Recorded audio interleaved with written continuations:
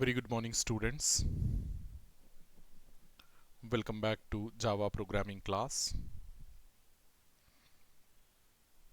In our last session, that is in our yesterday's session, we have discussed all the programs related to AWT, Swing, event handling, and the layout manager. So that is nothing but we have completed the GUI programming in our last session. So in today's session, we will go back to your fourth unit, that is input output package, lang package, util package, and the regular expression classes. We need to discuss in your fourth unit, and we are going back to that one.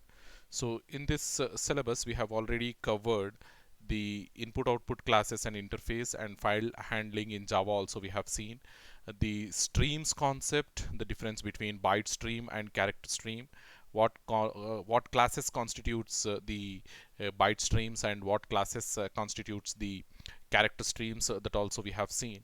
And see, we have completed all these concepts.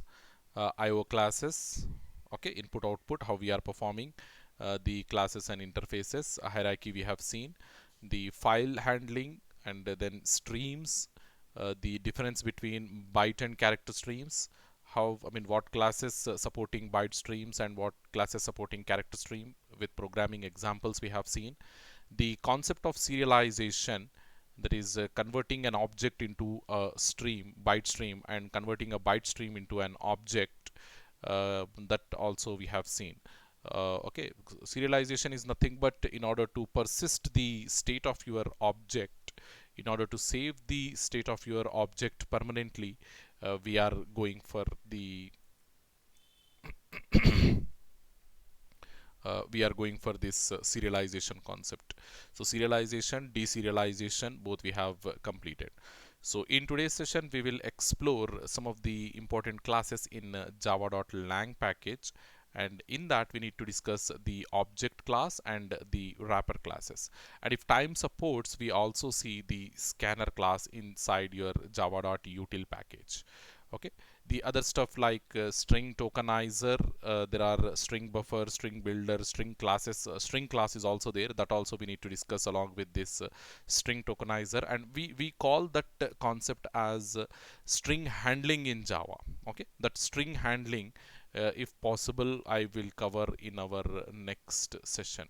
String handling along with this bit set, date, calendar, timer, all these classes. Okay, so util package, overall util package, I will try to conclude in our next session. So I'm expecting two more sessions before we complete this pattern matching. Okay, so with that we conclude the complete syllabus for your second internals. Okay, CSC 5 units we are completing if I discuss up to this regular expressions. Okay, hopefully. So without much ado, just get into this object class concept. So object class is the parent class of all the classes in Java by default. Okay, whatever predefined class you take or whatever user defined class you take in Java, so all the classes by default they will become the subclasses to your object class. Object class is the parent class of all the classes.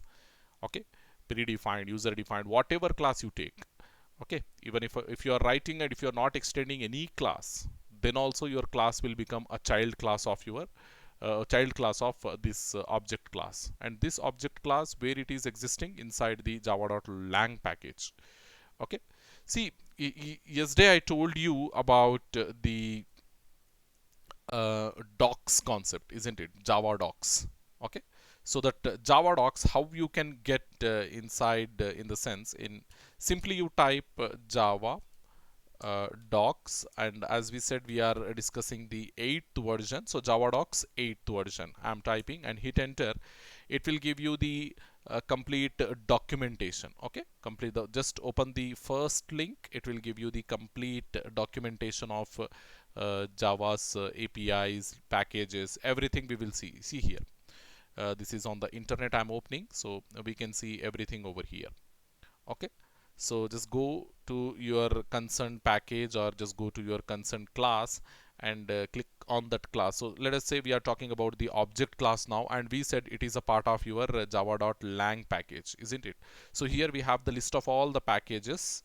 Okay, list of all the packages. Just go to your java.lang package. This is okay, java.lang package, and these are all annotation, instrument, invoke, management, reference, reflect. They are the sub packages of your java.lang package, but our object class, it is under java.lang package only. So just click on the java.lang package. So it will open the list of all the interfaces. You can see this, these are all the interfaces, and these are all the classes what we have, and then the enumeration summary, exception summary, error summary, everything you are going to have related to that predefined class. The object class, it is a predefined class. Here you can see java dot okay, they have given the package description over here. The class, yeah, at the top over here we have provide classes that are fundamental to the design of the Java programming language. Okay, so about this package they have given. So inside it, if you want to search for the object class, here you have the object class. As you can see, here we have different classes, and under this number class we have the object class. About this number class also we are going to discuss now in today's session only. Number class, integer class, float class, double class. Okay, all these we are going to discuss in today's session only. So just click on this object class. So it will give you all the details. So first of all, it will give the declaration of that class. See, object class, it is not extending anything. Why? Because it is the parent class of all the classes. That's why you don't have any extents or any implementation over here. And under it, I mean, when it was defined, I mean, from what version of Java we have, in the sense from JDK 1.0 only we have this object class. Okay, and see here, constructors only, object without any parameters, and these are all the methods, instance methods, concrete methods. Okay, all the methods we have the listing over here. If you want to see the code of those methods, that also you can see simply by clicking on that method name. Okay, this notify all, notify, wait, these are all come under your thread class as well, isn't it? Because thread class will inherit this object class, so these methods your thread class will get from the object class only. Okay, many different things we have inside this docs. Not only this, even if you want to refer the util package, that also you can see here. Java.util package also we are going to have somewhere. Yeah, here java.util here. Okay, java.lang, java.util, java.awt. At the top we have java.swing, swing package also we discussed. So java. Yeah, here swing package, as you can see here we have java.swing. So complete listing you can get, complete package, complete classes details, everything you will get. This we are opening online, and if you want to get this downloaded to your computer, that also you can do. Simply type, after this simply type download. Okay, download, then it will take you to a different link. So just open that link to see what we have over there. See here, the yeah, here it is around 119.37. This is the SC development kit documentation. So we need SC development kit documentation only, not the JavaFX. JavaFX, as I said, it is another framework. Okay, if you want the JavaFX, we are not covering in our syllabus, but if you want, you can go for that also. Okay, so you can simply download by clicking on this link. It is in zip format. We have Java docs, all in the sense, all the stuff, all the packages, interfaces, classes, everything you will get into your computer. Okay, then if you are downloading this, you no need to depend on the internet once again. In this way you can get the Java docs into your computer. Okay, so this is the best way to refer the Java documentation, instead of depending on any other notes, notes, material or something. Okay, if you want to have the idea how the basic idea we already got, what is inheritance, what is encapsulation, what is method overloading, method overriding. Okay, how we can do the GUI programming, everything we are studying in our regular classes. But when it comes to the description about the methods, description about the constructors, description about the classes, Okay, all those things you can refer in the docs. Okay, Java documentation, or simply we call it as Java docs. Okay. Then come back to our PPT. So as I said, the object class, it is the parent class of all the available classes. Whatever we have user defined, predefined classes, all those comes under this object class only. In other words, we can say it is the topmost class in Java. Okay, topmost class, there is no parent to this object class. Okay, so the object class is beneficial if you want to refer any object whose type you don't know, because the parent class can refer to a child class object, isn't it? This we discussed in your second unit itself, I think. In inheritance, we discussed this thing. The parent class object can refer to the child class. So parent class object reference can refer to the child class object. Okay. Uh, so and we call this as upcasting. Okay, the name to this is upcasting. So if you don't know what type of object a particular method will return, if it is returning an object, then simply catch it inside the object class. Later, when you will come to know what type of object it is, simply you can upcast it. Okay. Then an example of get object. So as I said, I mean, if a particular method is returning an object and you don't know the type, then you can instantiate that method call to this object class object. So later you can simply upcast it. Okay, so here we have a method with name get object. So what this method will do means this method returns an object, but it can be of any type like employee, student, etc, etc. So this employee, student are user defined classes. Okay, so what type it is exactly returning, if we don't know, simply hold that object reference into the object class reference. Okay, object class reference. Later you can make it what we call upcast. Later we can typecast or upcast to our suitable object. Okay, so in this way this object class is helpful. So then see here, the object class, it is the topmost class. So all the classes whatever we are going to define, or whatever they are already defined, they are going to have the properties from this object class.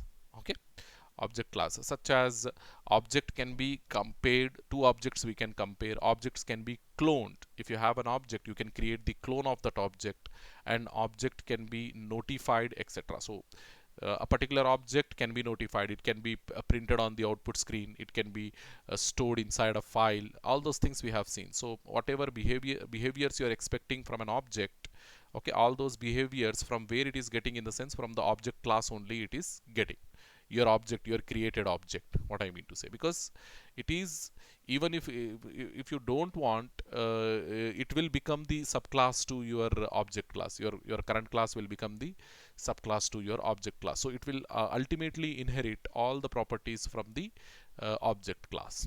Okay, so here we have a list of methods under your object class, and here whatever I have noted, they are very few. We actually have a very lengthy list of the methods which are declared or which are defined inside the object class. All those things in one session, it is not possible. See, for your understanding, what is the scope, or what is the huge size of Java programming, I will give you an estimation. See, to study only about this object class, it will take a semester. To study only about the object class, if you want to study the object class in detail, it will take an entire semester, not just a class or a part of class. Okay, it will take an entire semester. So our intention over here, it is very clear. We just want to give you an idea of what a particular object class, where it is defined and how it is declared, what are the methods, and if you create an object of an object class, what you can do with that. Only these things we give an idea to you people. Okay, these are all the methods which we have inside the object class. So then, and believe me, nobody will ask you to write the description about the methods, or nobody will ask you to list the methods inside a predefined class. Okay, so when you are doing the programming, one or two methods you may use. Okay, so just you need to know the description, just you need to know the usage of those one or two methods, that's enough. Okay, because if you start remembering all these predefined classes methods, it will take a lot of time to remember. Okay, even mug-up you can't do. Okay, object cloning in Java, cloning is nothing but creating a replica to the current object. Okay, creating an exact copy of an object. Cloning is nothing but creating an exact copy of an object. So we have the clone method of object class, where it is defined in the sense it is available inside the object class only, the clone method. So using that clone method, we can create an exact replica or an exact copy of the current object. Okay, so the advantage, because using the new keyword, we are allocating extra memory. So if you want a multiple copy, a second copy of the same object, one way is using the new keyword we can create. But using the new keyword, what it will do, it will consume extra resources, it will consume extra memory. But using the clonable object, it won't go in that way. Simply it will create an extra reference to an already existing object. It will create an extra reference, because we need an exact replica, exact copy. We don't want the additional. Okay, so when you need exact replica or exact copy, the same memory location you can make to point multiple references. So that multiple references we are getting with the help of this clone method.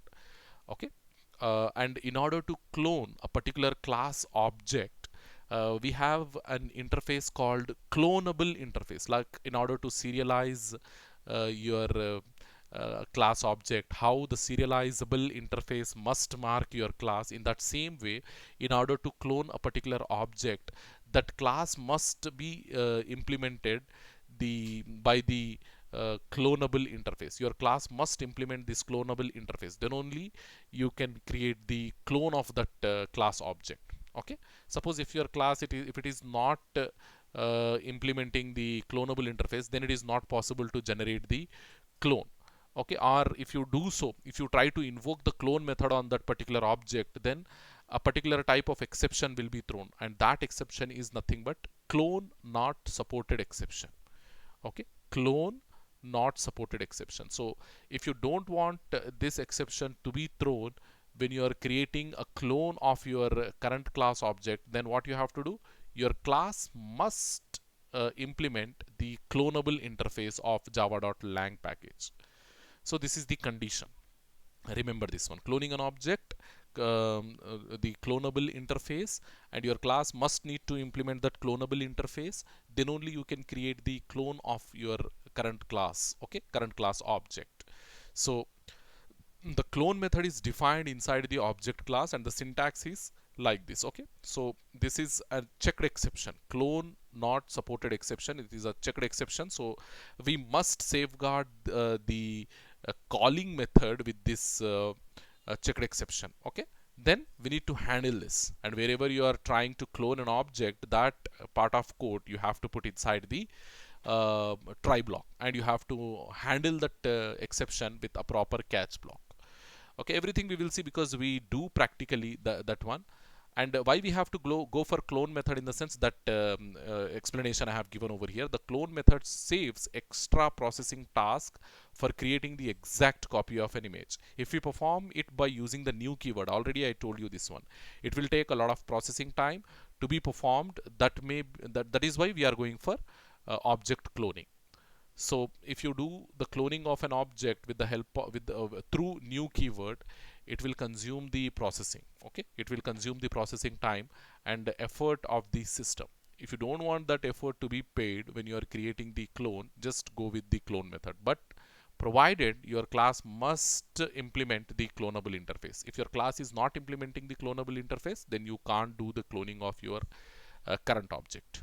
Okay, so here the what we call the cloning of the object we have done. So how we have done? Simply we have taken a name, student class, and it is implementing clonable interface, as you can see. So then here it is implementing the clonable interface. So now that means whatever object you are going to create, whatever objects you are going to create for this student class, all those you can invoke the clone method. On all those you can implement the clone method. See, inside my clone I am creating the clone, and I am safeguarding this one with the help of clone not supported exception. Okay, and inside the try block I'm invoking that s1 s2, and this entire code you can put here in the main also, instead of keeping it separately. Okay, so the definition, the clone class definition, no need to write here. Directly you can put the this thing inside the current class constructor, but we go in this way only. Okay, so just go and practice this program. So for that I have to go for the edit plus. Okay, just take the new Java program, and as everything whatever we are writing, it will be under java.lang package only, so no need to import that package what we call explicitly. So here my class name I'm taking it like student, and it must implements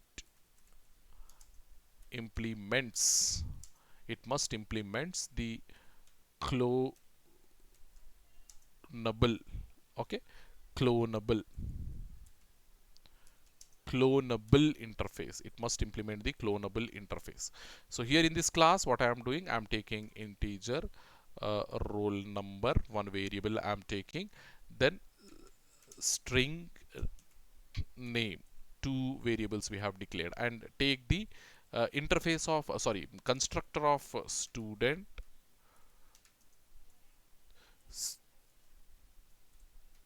int roll number comma string name. Okay, into this dot roll number. So whatever we are receiving from the main method, that we need to initialize to this dot roll number. This class roll number is equals to a roll number, then this dot name. So no need of using this keyword if these two names differ. Okay, this dot name equals to name. Okay, so better we go in this way only, because taking multiple variables names, it may raise the confusion. So because of that, taking the same variable names, it is advisable in Java. And anyhow we have this keyword to differentiate between the parameter and this class variables. Whatever parameters we are receiving, that we are passing over here, and whatever this class variables we have, those we are keeping over here. This class data members, those we are keeping over. Okay, now you put the definition for clone method. Okay, and it is the object class. I mean, the clone method will return the object class in object, and it will throws clone not supported exception. Clone not supported exception. Okay, clone not supported exception. And here what we have to do, yes, super dot clone, we need to invoke the super dot clone. Here whatever method definition we are writing, in that what we are doing, we are invoking the super class uh, method. So return super in the sense the object class clone method will be invoked, super of clone. Okay, super of clone, the object class, or you can create the object class reference, and using that reference you can call the clone method. That also possible. There are different approaches of doing this stuff, but we will go in this way. So now inside the main method, what we have to do, simply create the object of student class. Try we have to take, and student s1 is equals to new, pass some variables, uh, student, when you are invoking the constructor, pass the roll number like say 101 comma, and some name I am giving. Okay, then take the second student s2. So now what we are doing, instead of creating another object using new, what I am doing, I am invoking the clone method on s1. Okay, s1 dot clone. So this will copy, but returns what? This will return the object of object class. clone method returns the object of object class. So what we have to do, we need to upcast, isn't it? Just upcast it with the help of the student class. So now whatever object it is returning object class object that will be upcasted to student. Why we are saying upcast means we consider the object at the down level, and we have added so many features to the student class. So student class will come at up level and object class is at down level. That's the reason we are saying upcasting over here. Okay. uh, then print the name from S1, name roll number using S1 and name roll number using S2. So just see. Okay. System dot out dot println of, okay, S1 dot name, okay, S1 S1 dot name, concatenate with space, concatenate with S1 dot roll number. So give the roll number first. Here you give a roll number and at the end give name. Okay, close it, put the semicolon at the end, and here you give space in between. Okay, just do it with print ln of S2 as well. S2 dot roll number plus give space, then plus S2 dot name. So as we are creating the clone, so whatever parameters we passed when we have created the S1 object, the same parameters we are expecting inside S2 object as well, because we have created the clone. Okay, so here both the things must print the same thing. So if it is not possible, if something goes wrong, and when you are invoking this clone method, when you are creating the copy using clone, when you are creating the replica using clone, if something goes wrong, then what exception will be thrown? The clone not supported exception will be thrown. Okay, that you need to handle here, or you can even put the exception class. Okay, clone not supported exception. So CE, clone not supported exception, CE I am taking. So that to handle, even if you want, you can print the stack trace. If you want, you can print the object, exception object, or you don't want to do anything, means simply leave it. Okay, simply leave it. Don't put anything inside the catch block. That is also supported. Okay, just take the class name, that is a student. Our class name is student. Save it. Here you put student dot java, hit enter and take overwrite it. Now go compile.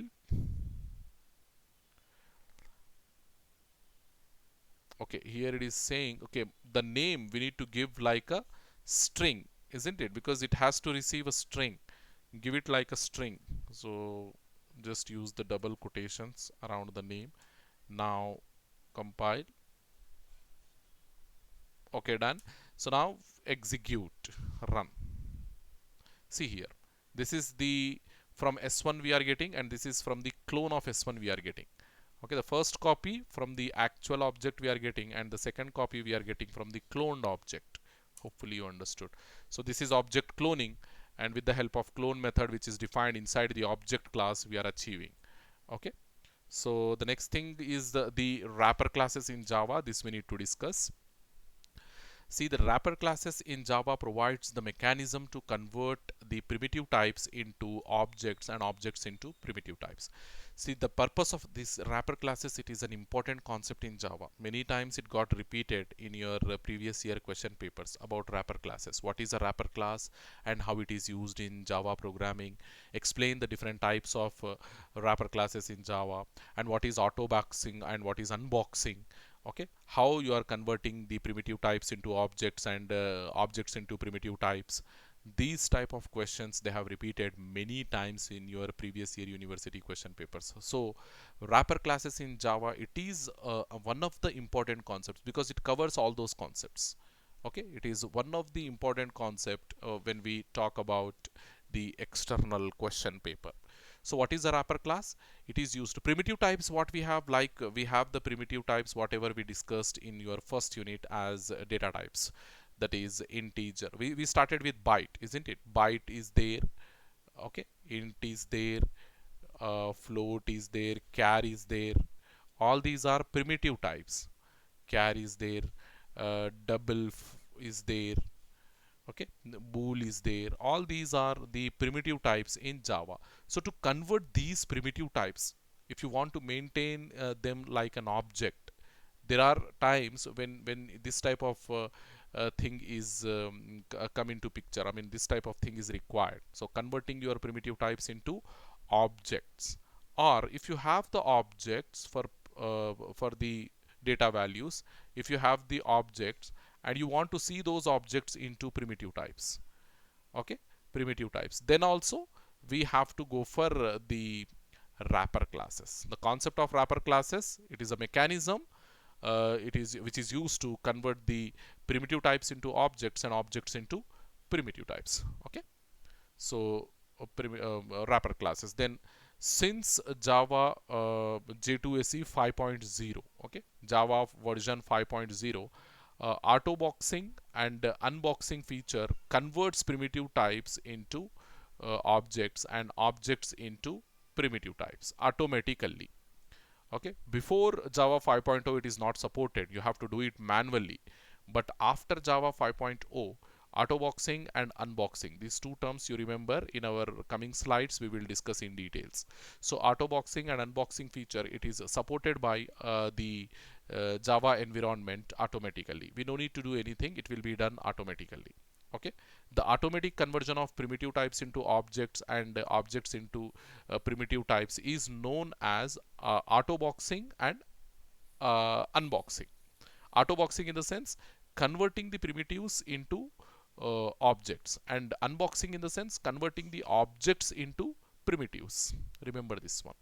Auto boxing, primitive type you have, and you are converting that primitive to object. Primitive to object, we call it as auto boxing. This is what? This is auto boxing. I think we have a picture also. No, okay, auto boxing. The opposite of this one. The opposite of this one in the sense converting objects to primitive types, to primitives. We call this thing as unboxing. Okay, unboxing. Basically, we are going to have a predefined classes and respective methods to achieve this one. Only that thing. Java means only predefined classes, predefined methods. Remember this one. Okay. Unlike in C, we do the root level programming over there. We rarely depend on the predefined package, I mean predefined code or predefined header files over there. But over here, everything is already defined. Just we need to what we call put the code together to get the output. That's it. Okay. So here, as you can see, use of wrapper classes. Java is an object-oriented programming language. We know that one. So we need to deal with objects many times, like collections. See, already I told you the importance of objects. Why we need to go for primitive types to convert into objects, in the sense because Java is an object oriented programming language. So whatever manipulations we do, whatever tasks we try to achieve in Java, whatever logic we try to code in Java, everything we need to do in terms of objects only. So if you are dealing with primitive types, and there are cases where you want to deal primitive types as objects, and if you are unable to convert the primitive types into objects, you will lag, isn't it? Definitely you will lag. So to avoid such a thing, what we are doing, we are going for the wrapper classes. So where we need these objects, primitive type objects, in the sense in collections, in serialization. Already we have seen serialization concept. In synchronization, very soon we are going to see synchronization. Okay, so at all these scenarios, okay, at all these scenarios we need the data values as objects, not as primitive types, but as objects. So because of this reason, we are depending on the wrapper classes. Okay, so change the value in method. Java supports only call by value. So if we pass a primitive value, it will not change the original value. See, call by value, as Java does not support the pointers concept. So to achieve the what we call call by reference. So how you are going to achieve call by reference, where the changes made by the method you want to see inside the calling method as well. We are having calling method, we have called method. So if you are doing some changes in the called method, if you are doing call by value, those changes you can't see in the calling method. But if you want to see those changes inside the calling method also, then you have to go for call by reference. And through pointers, call by reference, it is not supported in Java. So we try to achieve that call by reference with the help of objects. So definitely we need to we need to convert the primitive types into objects and pass those objects to the called method. So do the manipulations to that called method, and you can see the manipulations inside the calling method as well. So hope you understood this thing. Then serialization and synchronization. Serialization we have already seen, and synchronization we will see. Okay. Then util package, see inside the util package we have the utility classes to deal with objects. Okay, so in order to work with the util package also, we need the primitive type objects but not primitive type data value objects, but not the primitive types themselves. And collections framework, it is one of the important concept, collections framework. And in order to implement the data structures using this collections framework, they will not accept all the collection framework built-in classes, whatever we have. They will not accept the primitive types, rather they will accept the objects. Okay, so definitely in collections framework also, in order to work with, or in order to do the development of data structures, we need the values as objects but not as primitive types. So again there is a need to convert them into objects, and that we're going to do with the help of wrapper classes. Okay, so what are the scenarios where we need the objects but not the primitive types? In the sense, in call by reference mechanism. Okay, in call by reference mechanism to achieve in Java, we are in need of objects. And in serialization also, if you want to save the state of an object, you can store the object as an object only, but not as an primitive type. Then in synchronization also, in multi-threading, we have discussed this thing. Then the util package, many of the util package utility classes, they work with object, they deal with objects only, so we need objects there also. Then finally the collections framework, to implement the data structures in Java. All the data structures in Java, they accept only the objects but not the primitive types. Okay, so the 8 classes, because we have 8 primitive types, so we have 8 classes defined in java.lang package, and they are known as wrapper classes in Java. So the purpose of these wrapper classes, it is very simple, to get the object of your primitive type. So if you have a value, boolean value, okay, that boolean value, if you want, it is a primitive type, isn't it? But you want it like an object, go for boolean class. Boolean, we have a class defined under java.lang package. To get the full description, the declaration, constructors, methods, all those things you can get in your Java docs. You can go and you can refer the Java docs to get the concept in detail. Then we have the character class, character primitive type and suitable character class. Byte as primitive type and byte class. Short as primitive type and short class. Int as primitive type and integer class. Long as primitive type and long class. Float as primitive type, float class. Double as primitive type and double class. These classes, all these classes,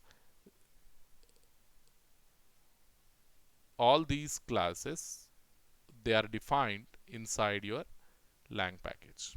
Okay, java.lang package. These are classes and these are primitive types. Hopefully you understood. So autoboxing is nothing but the automatic conversion of primitive data type into its corresponding wrapper class. Primitive data type, what we are doing, we are converting it into its corresponding wrapper class. Corresponding in the sense, let us say you have the double primitive type and you are trying to convert the double primitive type as an boolean class object. It is not possible. You can only convert the double primitive type to its corresponding wrapper class, that is a double class. So that we call it as an autoboxing. Converting the primitive type into wrapper class, a double class object, we call it as an autoboxing. Okay, So for example, byte to byte, character to character, that explanation just now whatever I have given, it is there in the second point. You can convert byte to byte, character to character, integer to integer, long to long, float to float, boolean to boolean, double to double, and short to short. Okay, since from Java 5, Java version 5, we do not need to use the value of method. So before Java 5.0, we must have to use this value of method of wrapper class to convert the primitive type into object. Okay, but after Java 5.0, currently we are studying all the Java concepts under 8.0, we know that one, 8.0. So from 8.0, no need to depend on this value of method. I mean from 5.0, 5.0, no need to depend on this value of method in order to convert the primitive type into corresponding wrapper class object. Okay, to do auto boxing, no need to depend on value of method. Previously, before Java 5.0, you need to depend on value of method in order to convert the primitive type into its corresponding wrapper class object. But now it is supported automatically. Okay, it is supported automatically. So one of the simple example for converting the primitive type to wrapper class object we are taking over here. See here, wrapper class example, then we are taking main method, auto boxing example, integer to integer. Okay, so here what we have done, see, converting it into integer explicitly we are converting, and here converting a to j automatic. Okay, this is explicit and this is automatic. So we will see both. We will see both. Because we said before Java 5.0, only the explicit using value of method was mandatory at that time, and only explicit conversion was possible. But now after 5.0, and we are using some Java 8.0 now. So in 8.0, how we do that conversion? Automatic, direct conversion from primitive. This a is primitive type, as you can see here. A is an integer type of variable, normal variable, and it is holding the value 20. So that conversion, a to j, j is an integer class object. Integer is what? It is an wrapper class defined under java.lang package. Integer is a wrapper class. So integer j, this j is an integer class object, and into that object I am storing the primitive type. Okay, so this conversion, primitive type to object conversion, it is implicit now. Okay, it is internal, implicit, no need to invoke the value of method like how we have used to do before Java 5.0. Hope you understood this thing. So quickly we see all these things on the program working. So this you remove and take the, or else go for a new program, Java. Okay, here you take, as we are performing auto boxing. Okay, auto boxing, and inside my PSVM, what we have to do, remove this, declare a normal variable, int a is equals to 20. So now first you do it explicitly. Okay, take the integer class I equals to, do it explicitly. So how come? Call the value of method. Okay, integer dot, and this value of method, it is static. So that's the reason we are calling directly with the help of class name. Otherwise what we have to do, we need to create the object of integer class, and using that object we need to invoke the value of method. Okay, so value of integer, value of a. So this is explicit, and print the value of I, system dot out dot println of uh, value of I. Okay, value of I plus I, object we are printing now. Okay, object we are printing now, so value of I is okay, plus I. Simply save this program with autoboxing.java name, control C, control S. Okay, here you give the name dot java, hit enter. Okay, program got saved. Now just go and compile. As you can see, the compilation, it is successful. Now you run it, and it is explicitly we are doing. So value of I, we are getting 20, and we are printing I only, as you can see here. So we are getting 20. The second case, second thing, implicit conversion, that is auto boxing. Simply put a, instead of adding that integer dot value of, simply put a. So now what will happen? Yeah, compile it. Compilation, it is successful. Now go and run it. Just see the output, value of I is 20. So implicitly explicitly. Both the ways we have seen.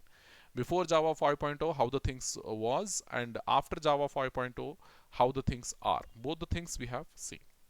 Okay. So unboxing is nothing but automatic conversion of wrapper type in the sense object to corresponding primitive type. The reverse, whatever we have done in autoboxing, in unboxing we are doing exactly the reverse. Okay, it is the reverse process of autoboxing.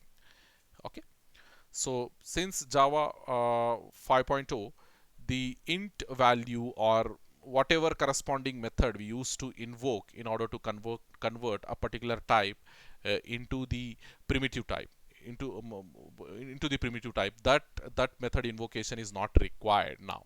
So previously, if you have an integer type of object, to convert or to get the integer value from that integer type of object, we need to invoke int value method on the object. So then only we used to get the primitive type. That is before Java 5.0.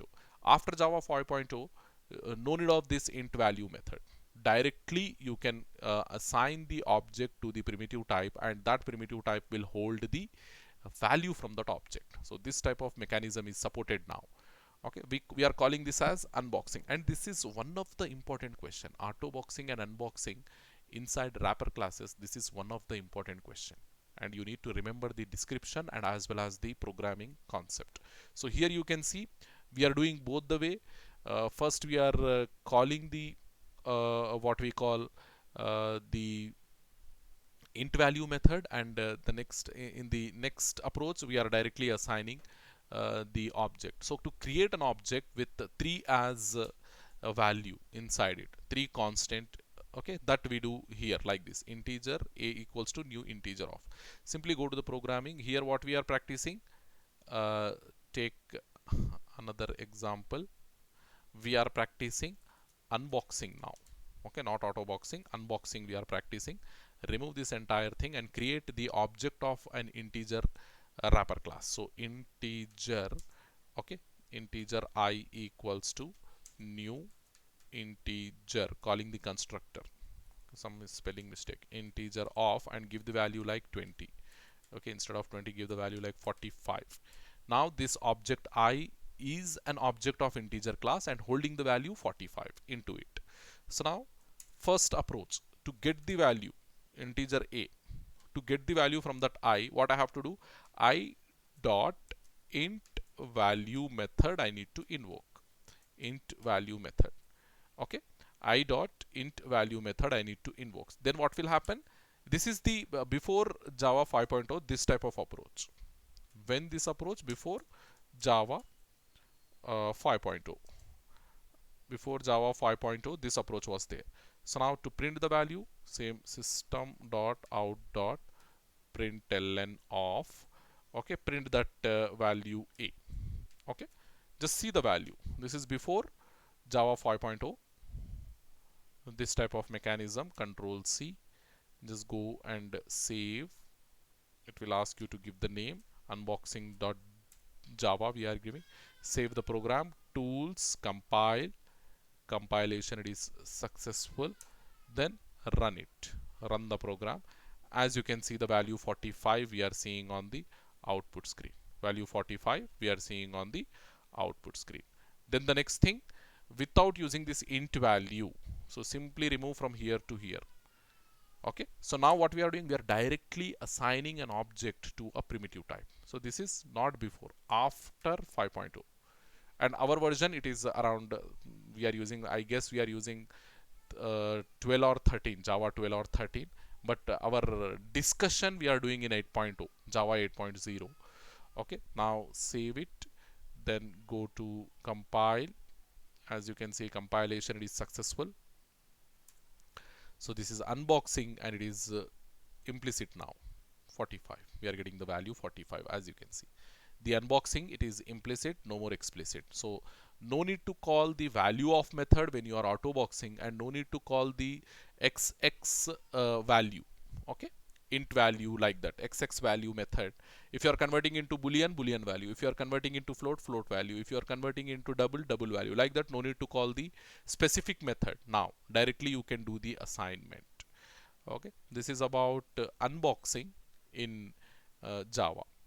Okay, there is a lengthy, I mean a long example we have which is doing the conversion of different objects. I mean auto boxing and unboxing it is doing directly without the use of value of and without the use of the specific methods. Okay, so then the util package, we have inside the util package we have scanner class, and I think already it is getting late, so here only we will stop the class. We discussed about the object class and then the wrapper classes, different wrapper classes. So in tomorrow's class we will go with the util package, and in one more class the regular expressions. Okay, so still util package is pending and regular expressions are pending. Two things we need to cover in your fourth unit. Okay, with that we can conclude the syllabus, complete syllabus for CSC people. Okay, 5 units for CSC people, and those 5 units, as I said, I am considering for your second mid exams. Both CSC and IT, I am considering whatever we have covered so far. The extra concepts which are there for IT people, that we will do after your second mid exam. Okay, our commitment was like this. So after the mid exams I will try to do the servlets, and then first I will go with applets, then servlets, then the collections framework. Okay, applets, servlets, and JDBC is also pending. So applets, servlets, to cover these two I will take one class, JDBC another class, and collections framework it will take, I think it will take 2 more classes. Okay, so overall 5 to 6 classes more I need after the completion of 5 units for CSC. This 6 classes extra I need to complete the syllabus of IT people. Hopefully you understand. Thank you very much, students.